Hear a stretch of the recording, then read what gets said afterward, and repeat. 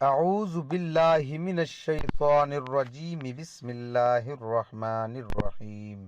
اللہ پاک کے ایک نام کا بہت ہی خاص ترین وظیفہ، یہ وظیفہ اتنا پاورفل ہے، اس وظیفے کے پڑھتے ہی اللہ پاک کے نیک اور پیارے فرشتے اس بندے کے لیے رزق مانگ لیتے ہیں۔ یہ وظیفہ بس بہت آسان اور چھوٹا سا ہے، تو آج کا یہ روحانی وظیفہ آپ کے ساتھ شیئر کروں گا۔ پیارے آقا صلی اللہ علیہ وآلہ وسلم کا فرمان ہے، جو بندہ مجھ پر ایک مرتبہ درود پڑھتا ہے، اللہ پاک اس پر 10 رحمتیں نازل فرماتا ہے اور اس کے 10 درجات بھی بلند فرما دیتا ہے، اور فرماتا ہے کہ جو بندہ مجھ پر کثرت کے ساتھ درود پڑھے گا، میں کل بروز قیامت اس کی شفاعت فرماؤں گا۔ تو آقا کریم صلی اللہ علیہ وآلہ وسلم کے اس فرمان کے مطابق جو بندہ پیارے آقا پر درود بھیجتا ہے، وہ بندہ بہت ہی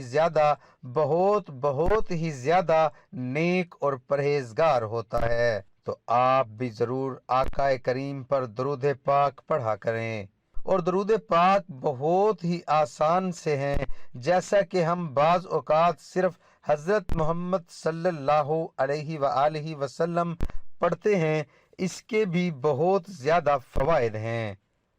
تو کسی بھی چیز کو چھوٹا مت جانیے، کسی بھی چیز کو ہلکا مت جانیے۔ جیسے کہ اگر آپ رات کے وقت سوتے ہیں، نیند آدھی موت کے برابر ہے، اور اگر آپ نے کسی کا کوئی دل دکھایا تو آپ اس سے معافی مانگ لیں، اور اگر آپ نے کسی کا دل دکھایا ہے اور آپ اس کے پاس جا نہیں سکتے، رات کا آپ کو خیال آیا ہے کہ میں نے اس کا دل دکھایا تھا، تو اب اگر آپ اس کے پاس پہنچ نہیں سکتے، اپنے دل میں اسے برا گمان کریں، اس چیز کو برا گمان کریں جس کی وجہ سے اس بندے کا آپ نے دل دکھایا۔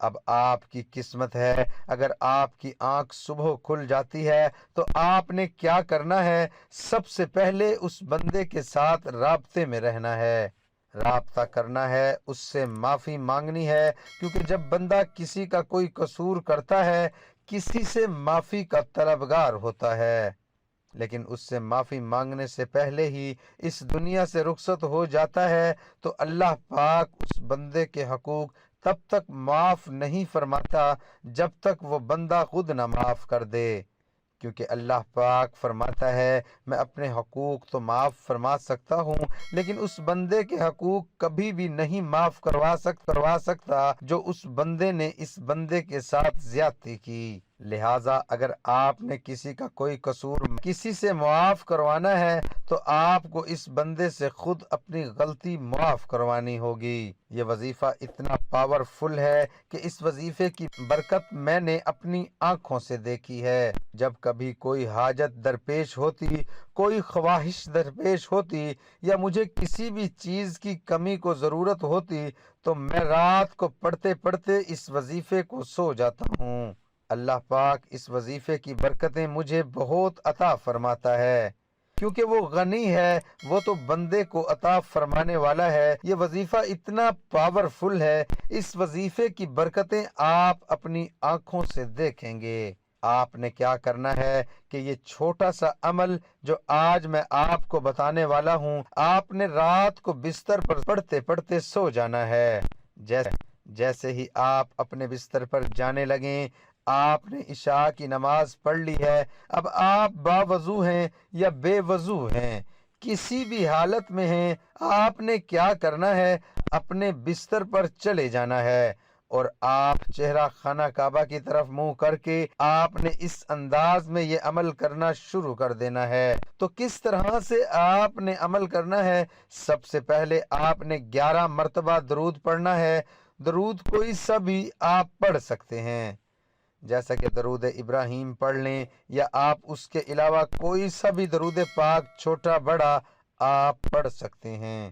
تو جب آپ درود پاک 11 مرتبہ پڑھ لیں، پھر آپ نے بستر پر لیٹ جانا ہے اور آپ نے یہ نام پڑھ لینے ہیں: آپ نے پڑھنا ہے یا غنیو یا حمیدو، یا غنیو یا حمیدو۔ یہ دونوں نام آپ نے لگاتار پڑھتے رہنا ہے جب تک آپ کی آنکھ نہیں لگتی۔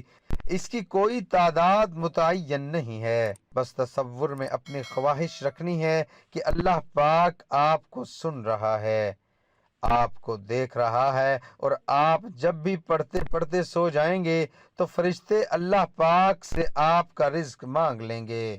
آپ جتنے رزق کی خواہش کرو گے، آپ جتنا مانگو گے، اللہ پاک اتنا ہی زیادہ آپ کو عطا فرماتا جائے گا، اور ہاؤس کے عطا فرمانے کی تو آپ خود بھی جانتے ہیں کہ کوئی حد نہیں، اور جب اپنے بندے کو عطا فرماتا ہے تو ڈھیروں عطا فرما دیتا ہے، اور پھر محتاجیاں بھی دور کر دیتا ہے اور خوشحالیاں بھی لے آتا ہے۔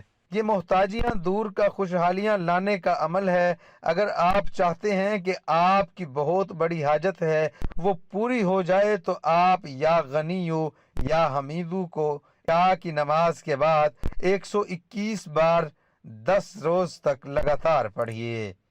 اس کے بعد کوئی بھی آپ کی حاجت ہے انشاءاللہ عز و جل 10 روز کے اندر اندر پوری ہو جائے گی۔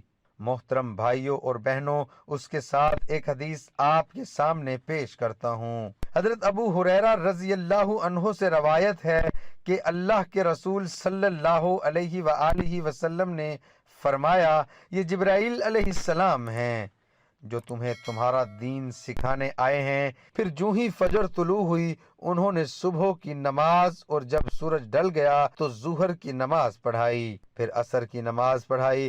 جب انہوں نے ہر چیز کا سایہ اس کے برابر زوال کے سائے کے علاوہ دیکھ لیا، پھر مغرب کی نماز پڑھائی۔ جو ہی سورج غروب ہوا اور روزے دار کے لیے روزہ کھولنا حلال ہو گیا، پھر عشاء کی نماز پڑھائی۔ جب رات کی سرخی غائب ہو گئی، پھر اگلے دن وہ جبرائیل علیہ السلام دوبارہ آپ صلی اللہ علیہ وآلہ وسلم کے پاس آئے اور آپ کو صبح کی نماز پڑھائی۔ جب تھوڑی سی روشنی پھیل گئی تھی پھر آپ کو ظہر کی نماز پڑھائی۔ جب ہر چیز کا سایہ اس کے برابر ہو گیا پھر عصر کی نماز پڑھائی۔ جب ہر چیز کا سایہ دگنا ہو گیا پھر مغرب کی نماز کل والے وقت پر ہی پڑھائی، یعنی جب سورج غروب ہو گیا اور روزے دار کے لیے روزہ کھولنا حلال ہو گیا پھر عشاء کی نماز پڑھائی۔ جب رات کا کچھ حصہ گزر گیا پھر فرمایا، ہر نماز کا وقت تمہاری کل اور آج کی نماز کا درمیانی وقت ہے۔ دعا ہے کہ اللہ تعالیٰ میرا سنانا، آپ کا سننا اپنی بارگاہ الہی میں قبول اور منظور فرمائے، آمین ثم آمین۔ تمام دوستوں سے گزارش ہے کہ نیچے کمنٹ میں اللہ